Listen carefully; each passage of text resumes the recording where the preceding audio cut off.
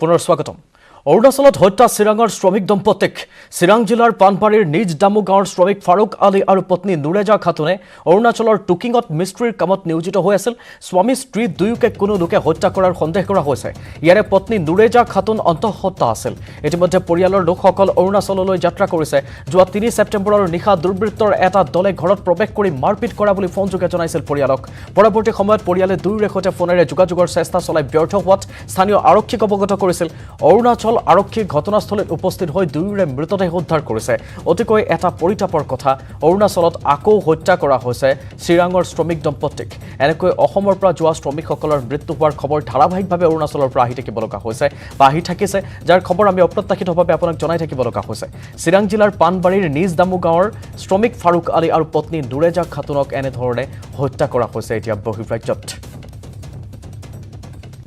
4 ছেপ্টেম্বৰ ৰাতি 12 বজাৰ পিছত ফোন আহে যে আমাৰ ঘৰত কোনোবাই প্ৰৱেশ কৰিছে আৰু আমাক মাৰপিট কৰি আছে আমাক বছক তাৰ পিছতে আমি ফোন কৰিছোঁ কিন্তু ফোন ৰিচিভ হোৱা নাই আৰু আমি তাৰ পিছত তাৰে আৰক্ষীৰ লগত আমি যোগাযোগ কৰি দেখাইছোঁ মাতিছোঁ তাৰ পিছত সিহঁতে ঘৰত সোমাই দেখে দুয়োজনৰে মৃতদেহ উদ্ধাৰ কৰিছে এই ঘটনাটোৰ আলম লৈ মই অসম চৰকাৰক আহ্বান জনাম যে তেওঁলোকে বহিৰাজ্যত কৰ্মসূত্ৰে যোৱা অসমৰ নিবনুৱা শ্ৰমিকসকলৰ ক্ষেত্ৰত কিছুমান নীতি নিয়ম তেওঁলোকে যাতে বান্ধি দিয়ে তাৰ লগতে এই পৰিয়ালটো যেহেতুকে তাইৰ পত্নী গৰ্ভৱতী আছিলে আৰু দুজন ব্যক্তি কৰ্মসূত্ৰে তাত আছিলে গতিকে এই পৰিয়ালবৰ্গই যাতে এককালীন এটা সাহায্য পায় তাৰ কাৰণে আমি জিলা বিএমচিয়ে অসম চৰকাৰক ব্যৱস্থা কৰি দিবলৈ আহ্বান জনাইছোঁ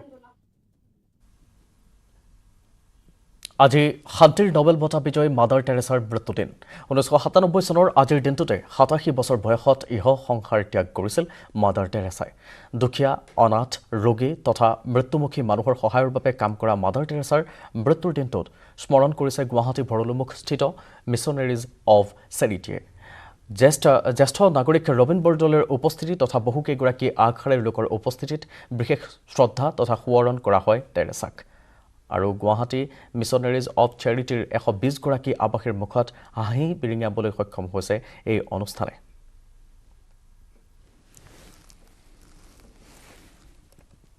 ইয়াতে অনুষ্ঠান আগবাঢ়ি আহিছোঁ যে মাদাৰৰ মানে ওচৰত আমি প্ৰাৰ্থনা কৰোঁ যেন তেখেতৰ কাম যোনটো আৰম্ভ কৰিছিলে যেন আগবঢ়াই লৈ যাব পাৰে আৰু আমি এইটো বিচাৰিছে যে অসমবাসী ৰাইজ বা গুৱাহাটীত থকা ৰাইজ এই যে মানুহখিনি আপুনি যদি চাই আছে ইয়াতে এইটো আমাৰ সকলোৰে দায়িত্ব মাদাৰে খুব মৰমেৰে সেই দায়িত্বখিনি পালন কৰিছিলে আমি মানে এটা আহ্বানো দিব খুজিছোঁ যে আহক আমি সকলোৱে এই মানুহখিনিক লৈ বা মাদাৰ টেৰেছাৰ মানে যোনটো মানে মিছনটো যোনটো আছে আগবঢ়াই লৈ যাব পাৰোঁ এইটোৱে আমাৰ কামনা আজি শিক্ষক দিৱস ভাৰতৰ প্ৰাক্তন ৰাষ্ট্ৰপতি তথা উপৰাষ্ট্ৰপতি স্বাধীন ভাৰতৰ ডক্টৰ সৰ্বপল্লী ৰাধাকৃষ্ণনৰ উপজাতিন উপলক্ষে প্ৰতি বছৰে পালন কৰি অহা হয় যেহেতু শিক্ষক দিৱস তাৰে ব্যতিক্ৰম নহ'ল এছিয়া ডিচিঅ' একাডেমী তাত আড়ম্বৰপূৰ্ণভাৱে পালন কৰা হ'ল শিক্ষক দিৱসৰ কাৰ্যসূচী প্ৰাক্তন তথা বৰ্তমানৰ ছাত্ৰ ছাত্ৰীসকলৰ সৈতে মত বিনিময় অনুষ্ঠানো আয়োজন কৰা হয় সাংস্কৃতিক অনুষ্ঠানৰ মাজতে ছাত্ৰ ছাত্ৰীসকলক সম্বৰ্ধনা অনুষ্ঠানো আয়োজন কৰে আৰু সেয়া দৃশ্য দেখিবলৈ পোৱা যায় প্ৰাক্তন তথা বৰ্তমানৰ ছাত্ৰ ছাত্ৰীৰে মত বিনিময় কৰা হয় সাংস্কৃতিক অনুষ্ঠানো কৰা দেখিবলৈ পোৱা যায় ৰাজ্যৰ ভিন্ন প্ৰান্তত এনেধৰণে আজি পালিত হ'ল শিক্ষক দিৱস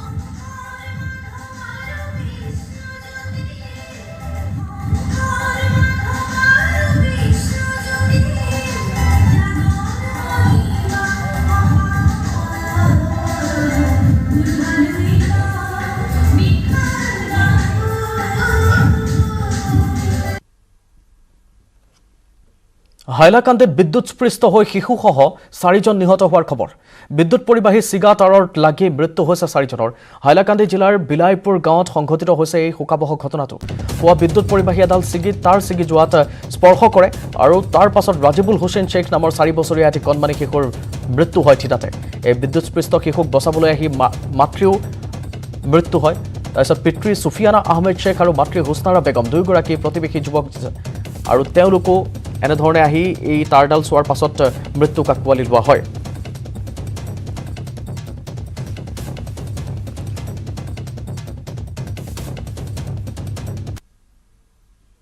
বজালিত আকবান নয়াপাৰাত পহুমাৰা নৈৰ ভগ্ন মথাউৰিৰে হোৰাহুৰে সোমাইছে বাঢ়নী পানী পুনৰ মথাউৰিলৈ ঢাপলি মেলিছে নয়াপাৰা চাৰালপাৰা আদিকে ধৰি কেইবাখনো গাঁৱৰ অসহায় ৰাইজে বজালিত পুনৰ বানপানী নয়াপাৰাত পহুমাৰা নৈৰ ভগ্ন মথাউৰিৰে হুৰাহুৰে সোমাইছে পানী আশ্ৰয় ল'বলৈ পুনৰ মথাউৰিলৈ ঢাপলি মেলিছে নয়াপাৰা চাৰালপাৰাকে ধৰি কেইবাখনো গাঁৱৰ লোকে ইতিমধ্যে বানপানীত বুৰ গৈছে শ শ বিঘা কৃষিভূমি পহুমাৰা নৈৰ ভগ্ন মথাউৰিৰে ভূটানে এৰি দিয়া পানীৰ ঢল বোৱাৰ পিছতেই এই বিপৰ্যয়ৰ সন্মুখীন হৈছে বজালিবাসী পুৱাই নাছিল অলপ ৰাতি নাছিল পুৱাই আহিছে আৰু কি পানীটো পানী বাঢ়ি আছে নেকি পানী বাঢ়ি আছে এতিয়ালৈকে পানীৰ সমস্যাতে বহু সমস্যা মানে ৰাতিপুৱাৰ পৰা পানী নাছিল এই মানে ৰাতিপুৱা 5টা বজাত পানী নাই এই 1 ঘণ্টাৰ ভিতৰত ইমান পানী বাঢ়ি গ'ল ইফালে বজালিৰ নয়াপাৰাত পূৰ্বেও গৃহহীন হৈ আছে বানত ক্ষতিগ্ৰস্ত বহু পৰিয়াল ধ্ৰুৱজ্যোতি তালুকদাৰৰ report news 18 Assam north east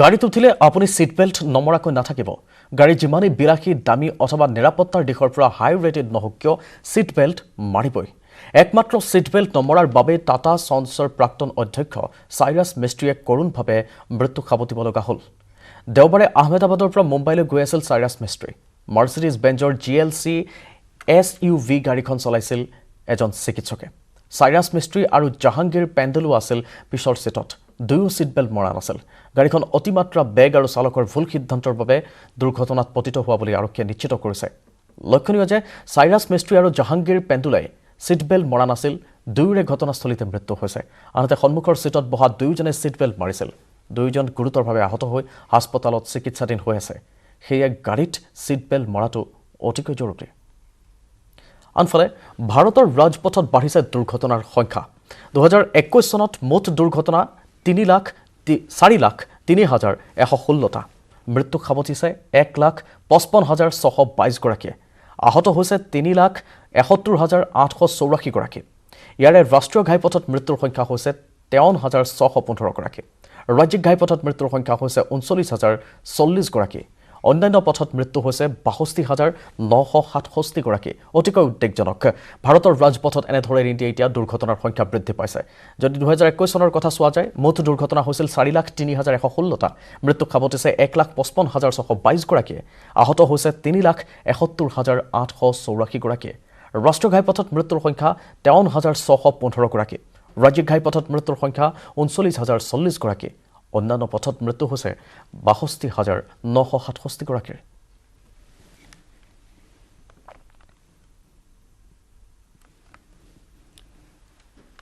ঋষি সোনাক ব্ৰিটেইনৰ প্ৰধানমন্ত্ৰী নহল কনজাৰভেটিভ দলৰ নেতা নিৰ্বাচনত পৰাজয় বৰণ কৰিলে ভাৰতীয় মূলৰ ব্ৰিটিছ ৰাজনীতিকগৰাকীয়ে কনজাৰভেটিভ দলৰ নতুন মুৰব্বী হিচাপে জয়ী হ'ল ব্ৰিটিছ ৰাজনীতিকৰ লিজ ট্ৰাছ ইয়াৰ লগে লগে অন্ত পৰিল 6 সপ্তাহজোৰা এই উৎকণ্ঠাৰ এতিয়া ব্ৰিটেইনৰ নতুন প্ৰধানমন্ত্ৰী হিচাপে কাৰ্যভাৰ গ্ৰহণ কৰিব লিজ ট্ৰাছে লক্ষণীয়ভাৱে সাংসদসকলে কৰা ভোটদানত ভাৰতীয় মূলৰ ব্ৰিটিছ প্ৰধানমন্ত্ৰী পদৰ প্ৰাৰ্থী ঋষি সোনাক আগবাঢ়ি আছিল কিন্তু কনজাৰভেটিভ দলৰ সদস্যসকলৰ ভোটদান তথা টৰি ভোটৰে ভাৰতীয় মূলৰ ৰাজনীতিকগৰাকীৰ বিপৰীতে নেতা হিচাপে বাছনি কৰিছে ব্ৰিটিছ মূলীয় ৰাজনীতিকগৰাকীক প্ৰাক্তন প্ৰধানমন্ত্ৰী বৰিছ জনছনৰ দিনৰ বিত্তৰ দৰে গুৰুত্বপূৰ্ণ দপ্তৰ লাভ কৰা ঋষি সোনাকে এতিয়া কি দপ্তৰ লাভ কৰে বা কৰে নে নকৰে সেয়া নিৰ্ভৰ কৰিব পৰৱৰ্তী প্ৰধানমন্ত্ৰী লিজ ট্ৰাছৰ ওপৰত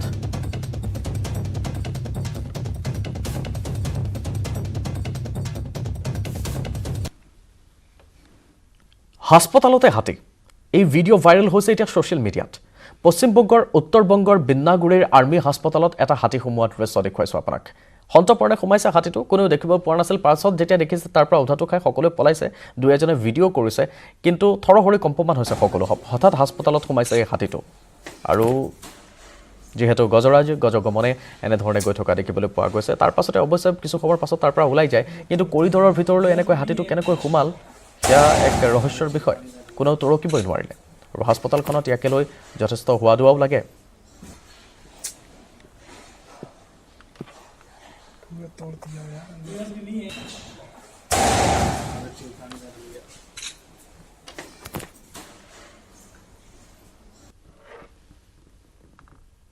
চিকিৎসকৰ চেম্বাৰতে ঘটিছে এটা অঘটন চিকিৎসকৰ সৈতে কথা পাতি থাকোঁতে ঢলি পৰিল হৃদৰোগত আক্ৰান্ত এগৰাকী লোক এই ঘটনাটো মহাৰাষ্ট্ৰৰ কোলহাৰ অৱশ্যে চিকিৎসকজনৰ তৎপৰতাত সম্বিত ঘূৰি আহিল ৰোগীজনৰ চিকিৎসকজনৰ ওচৰলৈ আহিছিল চিকিৎসাৰ বাবে ৰোগীজন ঘটনাৰ সময়ত নিজৰ ৰোগৰ বিষয়ে সবিশেষ জনাইছিল চিকিৎসকক কিন্তু তৎ মুহূৰ্ততে মূৰ্ছা গৈছিল ৰোগীজন আৰু তাৰ পাছত দৃশ্য চাওক এনেধৰণে বুকুত ঢকিয়াই চিকিৎসকগৰাকীয়ে লগে লগে তেখেতৰ সম্বিত ঘূৰাই আনে ঘটনাটো মহাৰাষ্ট্ৰৰ চিকিৎসকৰ তৎপৰতাতে তেওঁৰ সম্বিত ঘূৰি আহে পৰৱৰ্তী সময়ত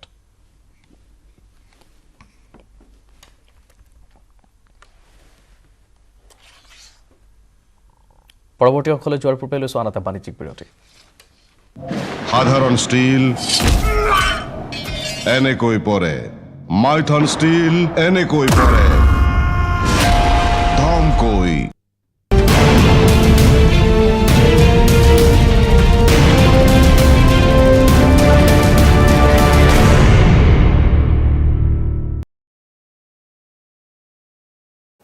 So you are basically from Canada, pursuing your studies in Oxford. Yeah, that's right.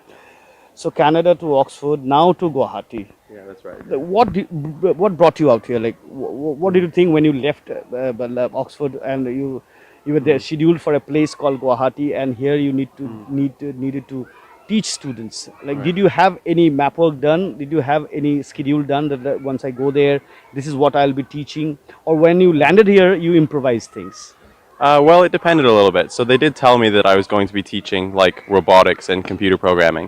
And then once I got here, they gave me like the tools, the actual robotics kits, and the details of exactly what they wanted me to teach the students. Yeah. Did they learn robotics? They did, yeah. All the students can program a remote control car as well as several other projects. They're doing quite well. Did they make remote control car?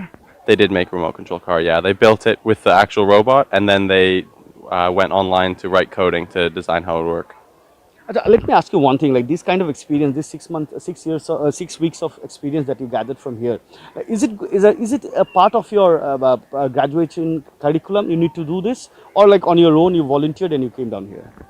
No, this is not part of the curriculum. This is like a volunteer thing. But I think that it is very useful for my degree because learning more about computer programming and things like that, those are things that I actually use in my degree, and it's been helpful for me to learn more about it as well.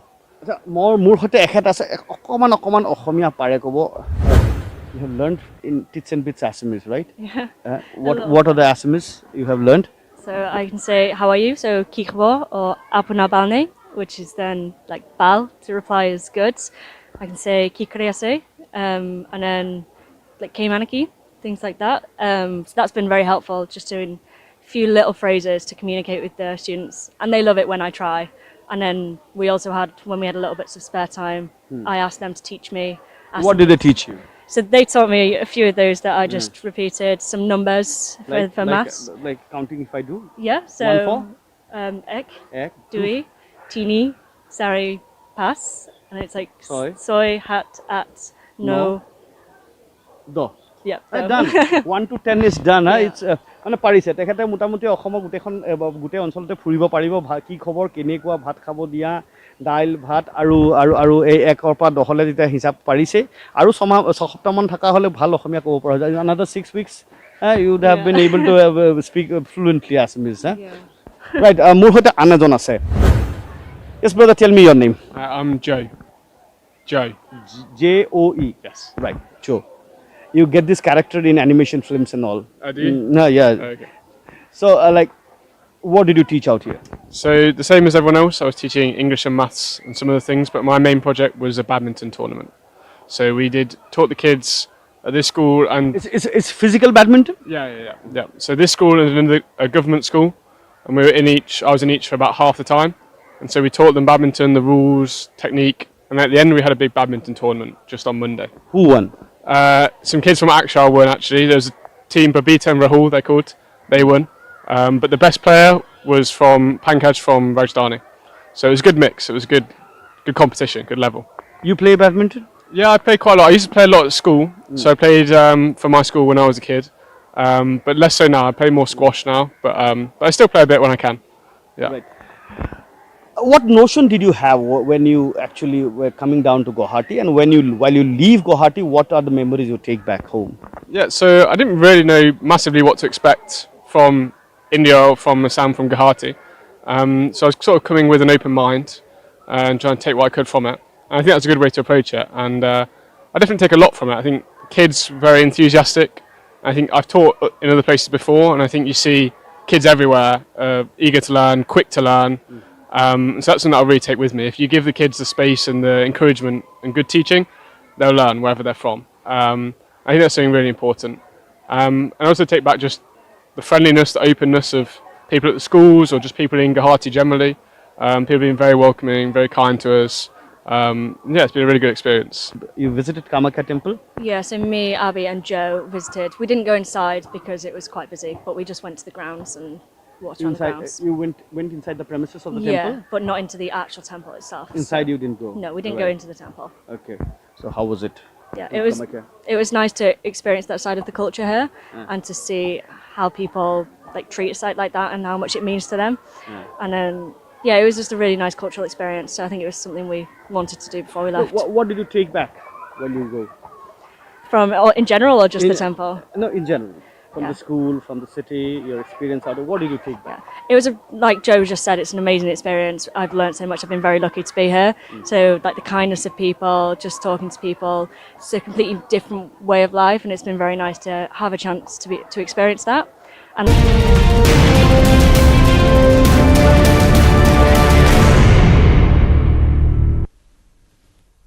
খবৰৰ মাজলৈ আহি এটা ভাল খবৰ ৰাজ্যৰ শিক্ষক সমাজৰ বাবে এই ভাল খবৰটো শোণিতপুৰৰ তেজপুৰৰ CNS উচ্চতৰ মাধ্যমিক বিদ্যালয়ৰ অধ্যক্ষা মীনাক্ষী গোস্বামীক ৰাষ্ট্ৰীয় শিক্ষক বঁটা 2022 প্ৰদান কৰা হৈছে এই বাতৰিয়ে আনন্দিত কৰিছে শিক্ষয়িত্ৰীগৰাকীৰ লগতে তেজপুৰবাসীক আৰু এয়া অসমৰ পৰা বঁটা লাভ কৰা তেওঁ হৈছে একমাত্ৰ ৰাজ্যৰ শিক্ষক সমাজৰ বাবে এই ভাল খবৰটো CNS উচ্চতৰ মাধ্যমিক বিদ্যালয়ৰ অধ্যক্ষা মীনাক্ষী গোস্বামীক ৰাষ্ট্ৰীয় শিক্ষক বঁটা 2022 প্ৰদান কৰা হৈছে প্ৰতিক্ৰিয়া শুনাম Student, teachers, গোটেই community সমূহ ৰাইজলৈ উৎসৰ্গা কৰিছোঁ চন্দ্ৰনাথ শৰ্মা যিগৰাকী মহান ব্যক্তিৰ নামত মোৰ এই স্কুলখন নামাকৃত হৈছে মই সেইখন স্কুলৰ principal so I am very proud to be the principal of Chandranath Sharma higher secondary school Chandranath শৰ্মাৰ নামটো খুব কম মানুহে জানে মোৰ জৰিয়তে মই ভাবোঁ সমূহ অকল অসমবাসীয়ে নহয় ভাৰতবাসীয়ে নহয় all the whole world I want to know Chandranath Sharma. He is a freedom fighter, the name which I'm working, Chandranath Sharma Higher Secondary School. এই মুহূৰ্তত পলকতে চাওঁহক আন্তঃৰাষ্ট্ৰীয় কেইবাটাও খবৰ কানাডাৰ সাস্কাচেৱান প্ৰদেশৰ এটা খিলঞ্জীয়া সম্প্ৰদায়ৰ ওচৰৰ এখন চহৰৰ আৱাসীৰ মাজত সংঘৰ্ষৰ পৰিণতিত সংঘটিত চুৰিকাঘাতৰ ঘটনাত 10 জন লোকৰ মৃত্যু হোৱাৰ খবৰ আহত 15 জনক চিকিৎসালয়ত ভৰ্তি ব্ৰাজিলৰ আমাজনত বিধ্বংসী বনজুই আমাজনৰ উত্তৰ দিশৰ নতুন বনাঞ্চলত লাগিল এই জুই অগ্নি নিৰ্বাপকৰ তথ্য অনুসৰি 12 বছৰৰ ভিতৰত আটাইতকৈ ভয়াৱহ আছিল এই বনজুই ইজৰাইলৰ এখন বাছত গোলাবৰ্ষণ হঠাৎ কোনো দুৰ্বৃত্তই বাছখনত কৰা গুলীবৰ্ষণত 6 জন ইজৰাইলী সৈনিক নিহত হোৱাৰ লগতে এজন সাধাৰণ নাগৰিক আহত হৈছে ঘটনাৰ পাছতে টুবাছ গাঁৱত উপস্থিত হৈ ইজৰাইলী নিৰাপত্তা বাহিনীয়ে ঘটনাৰ তদন্ত আৰম্ভ কৰিছে আফগানিস্তানৰ জালালাবাদত পুনৰ ভূমিকম্পৰ জোকাৰণি 5.3 ৰিক্টাৰ স্কেলত হোৱা ভূমিকম্পৰ ফলত দেশখনৰ ঠায়ে ঠায়ে বিস্তৰ ক্ষতিসাধন এই ভূমিকম্পত 6 জন লোক নিহত আহত 10 জনৰো অধিক পাকিস্তানত ক্ৰমত বান শুকুৱাৰ পিছত এতিয়া আপোন ঘৰখনলৈ ঘূৰি গৈছে বনাৰ্তসকল বানত তছনছ হোৱা ঘৰখন পুনৰ স্বাভাৱিক অৱস্থালৈ আনিবলৈ চেষ্টা চলাইছে বনাৰ্তসকলে নাইজেৰিয়াৰ বাণিজ্যিক ৰাজধানী লাগোছত হঠাৎ বাগৰি পৰিল এটা 7 মহলীয়া অট্টালিকা ধ্বংসস্তূপত পৰিণত অট্টালিকাটোৰ পৰা উদ্ধাৰকাৰী দলে এতিয়ালৈকে 2 জন লোকৰ মৃতদেহ উদ্ধাৰ কৰিছে উদ্ধাৰকাৰী দলৰ উদ্ধাৰ অভিযান এতিয়াও অব্যাহত আছে আজি বিশ্ব চিংৰা দিৱস চিংৰা খাই ভাল পোৱা সকলৰ বাবে আজি বিশেষ দিনটো সমগ্ৰ দেশত জনপ্ৰিয় এই চিংৰাৰ আজি দিনটোত বাঢ়িছে চাহিদা বিশ্বত ক্ৰমাৎ আৰম্ভ হৈছে ফুটবলৰ উন্মাদনা অহা 18 ছেপ্টেম্বৰৰ পৰা অনুষ্ঠিত হ'ব ফিফা বিশ্বকাপ ফুটবল কাটাৰৰ ৰাজধানী দোহাত অনুষ্ঠিত হ'বলগীয়া বিশ্বকাপ ফুটবলত দৰ্শকে সুৰা সেৱন কৰিব পাৰিব নে নোৱাৰে সেয়ালৈ চৰ্চা আৰু বিতৰ্ক অব্যাহত আছে যদিও শেহতীয়াকৈ বিয়েৰ পান কৰাত অনুমতি জনাইছে ফিফাই খেল আৰম্ভ হোৱাৰ এঘণ্টা পূৰ্বে বিয়েৰ পান কৰিব পাৰিব দৰ্শকে খেল চলি থকাৰ সময়ত সেৱন কৰিব নোৱাৰিব বিয়েৰ উল্লেখযোগ্য যে দোহাত ফুটবল চাবলৈ সমগ্ৰ বিশ্বৰ পৰা সমাগম হ'ব প্ৰায় 10 লাখ ফুটবল প্ৰেমী ইতিমধ্যে সজাই পৰাই তোলা হৈছে প্ৰতিখন ফুটবল ষ্টেডিয়াম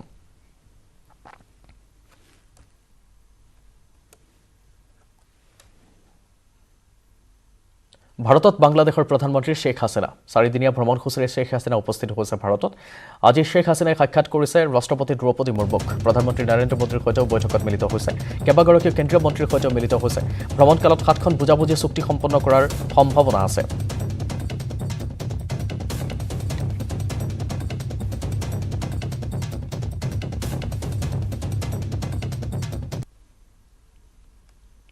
হঠাৎ অসুস্থ হৈ পৰিল হনুমান ৰূপী যুৱক এক অনুষ্ঠানত হনুমানৰ ভাও লৈছিল যুৱকজনে এই ঘটনা উত্তৰ প্ৰদেশৰ আপোনালৈ এই প্ৰতিবেদন আগবঢ়াই ফাইনেল ৰিপৰ্টছৰ পৰা মই কৃপাঞ্জল প্ৰাসমুখীয়া লৈছো বিদায় নমস্কাৰ শুভৰাত্ৰি